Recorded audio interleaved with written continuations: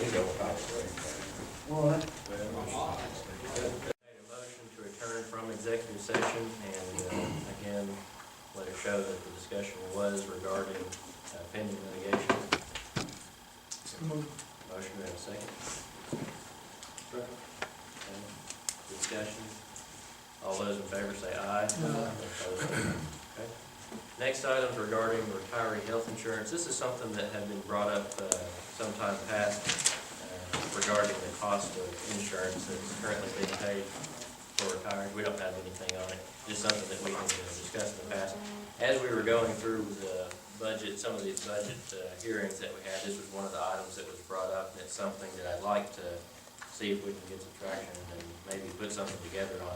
Mr. Porter did draft a couple resolutions at one time, and we found that we are actually not paying for retiree insurance for anyone over the age of 65. We don't cover that. And we found in the policy where that was clarified, so that there was no need for that. What I was looking to do, and hope that we can get support in going forward, is at some point in the future setting a cutoff date where certain employees would not receive that insurance, or at least where we would only pay the current amount that we're paying. Currently, the amount that we pay for health insurance doubles when an employee retires, and that's costing the county, as I had said at one time, quite a bit of money. So that's something I'd like for the commission to discuss and see if that's something we'd like to move forward with. So comments or questions on that? Just something we're proposing to do just for new hirees, new hires, or is it something? It would be my recommendation to start it for employees starting at a given time, and I would say even as close as next year. I know that's not been the, I guess, wish of some commissioners, but that's what I would like to propose, but we can make it at whatever point, whether it be new hires. I think something needs to be done. But my recommendation would be that we do something possibly for much sooner for employees and let them know that this is something that will go into effect at a certain point in the near future, within the next year or two. Could we do it for just new hires, the way we don't Yeah, it affect the existing would people? not affect any current employee, Yeah, we could. like a grandfather. Yeah. We could do that. That way the new hires would know what the policy is. That's what I'd like to see. And that, thinking long-term, that's definitely going to possibly save us. I think some of the changes in state law will limit, but there is possible savings there. So if that's what the commission's willing to do, at least do that this time. I'll continue to push for some further changes, but if the commission's willing to, I'd like to see if we can get a resolution put together for at least new hires. Is that what it sounds like? I'm doing new hires. Okay. Okay, so Mr. Porter, if you could do that. I know that, as I said, doing this for new hires is obviously several years out that we would see the benefit, but I think the important part of this is that we're thinking about the future of the county. There are a lot of things that we have to do to take care of the county's financial system today, but we've also got to prepare it for the future. So even if we do it just for new hires, there's benefit there for the future. So we'll get that put together and get that quickly in the next work session for further discussion. Okay. Anything else on that? Next item regarding the appropriation changes. Mr. Manning had handed out some information. This had been discussed also at one of our budget hearings regarding appropriations for our regular appropriations. So Mr. Manning, if you'd like to help get out on that. The sheet, spreadsheet you guys should have a copy of. Basically, that's a summary of the ones we had discussed earlier in the previous budget meetings. And the center column there was what was paid on October 17th, which was where we went through and paid 50% of most of those. And then the right-hand column shows what's yet to be paid after the meeting that we discussed on what you guys felt like we could continue and what we would need to leave. There's a little summary down at the bottom that shows the amounts already been paid, the amount yet that's to be paid, and the savings based on if we do what was discussed earlier in that meeting. So with the appropriations, again, as we discussed at the budget meeting, this is cutting several appropriations by the amount shown, and it would take effect this year like this if we chose to cut any more for the next fiscal year, which is discussed out at the budget time, like Mr. Manning said, the savings for this year are on the bottom right there. Mr. Chairman, are we sending a letter out to these different organizations, letting them know that we're cutting? When we sent the first half, we sent half out and told them that it was a possibility that that would be all that they would get for the fiscal year, that we would notify them of, whatever happened, whether it be the additional funds or funds were cut. So they were made aware at that time, and of course, if we do cut, they'll get a letter also. Other questions or comments on that? And the other invoices or letters you got here? Yeah, I just attached a couple more invoices for them to review for the next budget meeting we have. I think I'd emailed you guys all this before, but I just thought I'd give you a hard copy that we kind of look them over and see if there's any need for us to continue with those. If anyone's familiar with what they're I for. have a question for Chairman. These invoices that the lady provided us with, has the office, the commission office received any kind of a newsletter or any kind of correspondence from these people other than the invoice to pay the bill? I want to say, my memory of this is that I've not seen anything other than this from the last year when it first came up. I wasn't sure what it was for. We paid them, and Mr. Manning brought it up this year, noting whether there's been any benefit. I've not seen where that benefit is, if there is any. I see where they've responded with some Information. degree and information. Right. That's the very first I've heard of either one of these, and asking for a fee. Well, AMRV, we appoint a board member. And financially, we're probably going to be obligated to continue it. In my mind, now the other one, I have no idea, but you don't want to not pay dues and appoint a board member to this council. It's research, conservation, development. Is this not the one that, gentleman from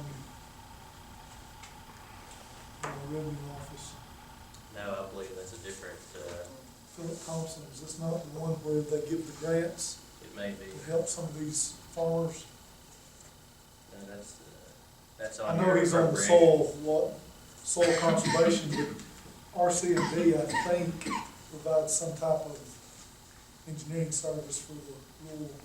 We'll check on that. Is this the meeting that you attended? Yeah, Billy Stevenson is our appointee that we did when we first came into office. Okay. I don't know the one, but I We'll- know the thing. We can check to confirm that as far as that item goes. The double, I'm not sure about it. Any other questions or comments? We'll check on that before that. We'll give this another few weeks if we have any other information on this other one before we decide. Not to be my thoughts that at any time we could opt it back in if we did decide to, but before we say no to this one that you mentioned. we can look at that. Any other questions? In regard to the appropriation sheet, is there any objection to place this on the agenda for next Monday night? Motion to put it on the agenda. Okay. So then we'll place that on the agenda for next Monday night and proceed at that point in time. Do you have anything else we can do on that? That's it. Okay. Any other questions or comments? Okay. Okay, next item is regarding polling places for Garth and Higdon. I was notified.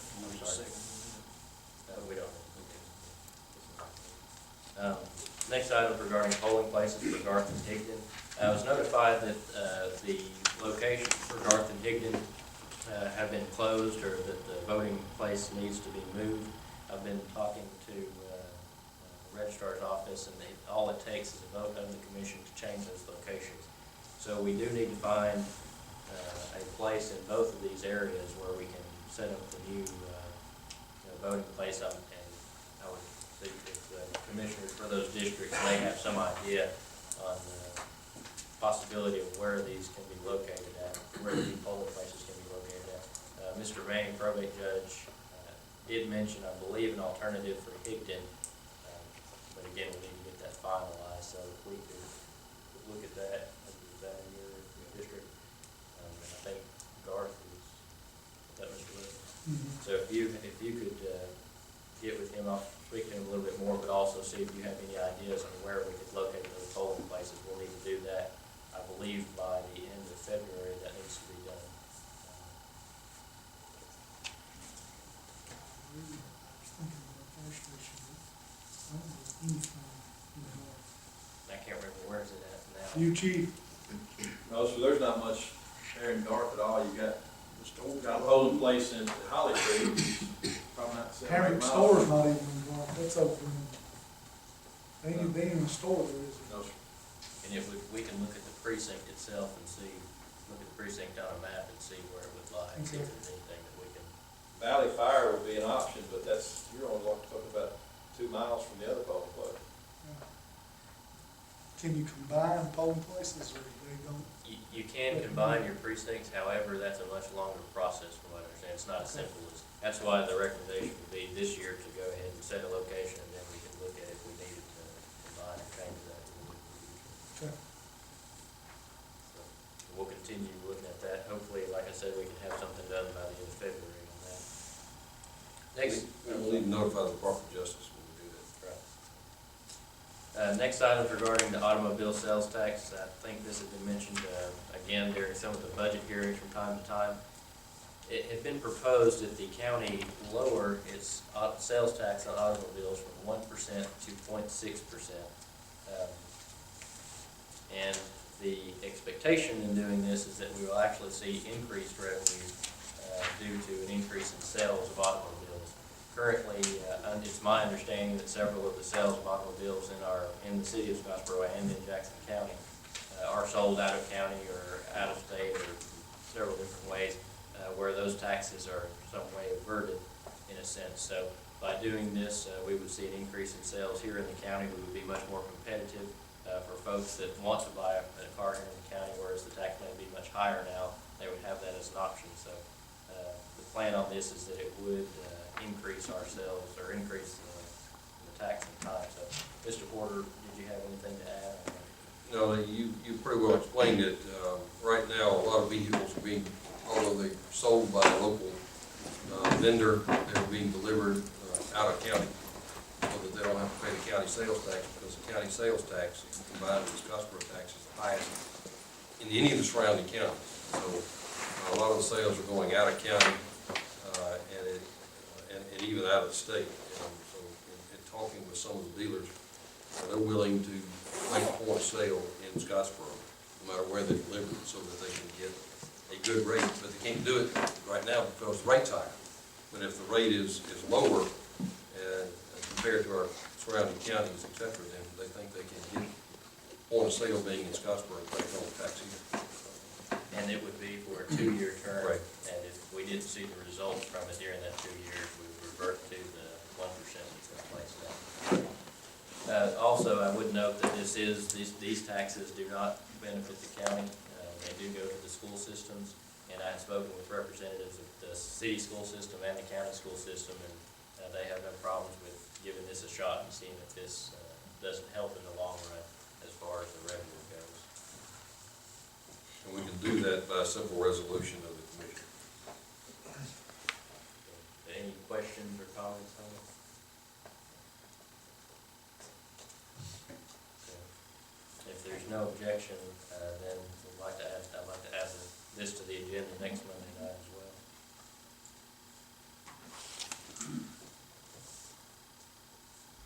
Next item is regarding Jackson County Park property. My understanding that TBA had leased, is that correct? Leased some property to the county some number of years ago, and through the years, of course, different relationships, I guess, where that property has occurred.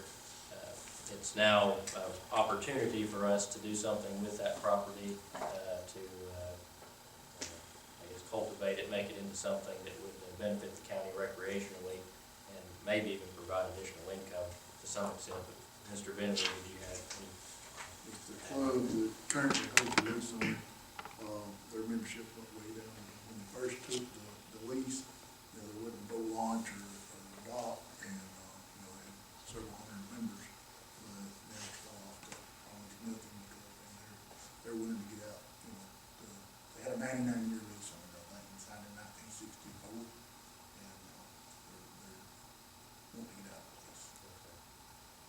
that's something to consider, to basically buy out the lease so that we could get this property back under county. And all they're asking for is payment for the improvements they're doing with the bathroom, the septic tank, the pavilion, the boat launch, and all. And paying back for what they invested in. What are the, I think, you and I both, we spoke with some members of TBA and looking for some possibilities of expanding recreation in the county. Of course, this was one of the things that was thrown out there, but I think it would be an asset if we were able to do something with this. Again, we see possibility of increased revenue, but also the big thing, I think, is adding recreation to our county, which of course draws folks to our county. So, TVA said that we can do anything through a 26A permit that we would do at the park or anything else through the permit. Is that in the city limits? Yes, it is. Is there any zoning issues? No, it's, should not be, we can check on that, but it's within the TVA property, and if it's leased to us, I would imagine there wouldn't be anything we would have to deal with as far as I'm correct. What we'll need to do then, Mr. Porter, we'll get together and work up some type of agreement on this to get this taken care of and bring that back to the work session. Sure. Is there any objections to proceeding that way? Okay. That put together before we set a meeting up. Next item is regarding the reorganization of the maintenance department. Again, we've talked a lot, and we're going to start doing probably several things to slim down our budget as much as possible. We're still seeking increased revenue, but we know that we're going to have to slim down the budget that we're spending. And one of the ideas, another idea that has come up through the budget process has been the reorganization of our maintenance department. Again, that's been thrown out there from time to time. It's something that I'd like to get, I think several ideas have been mentioned, so if the commission can get a plan together on how we want to do that, we'll be glad to implement that and make it happen. But so with Mr. Bender, do you have anything?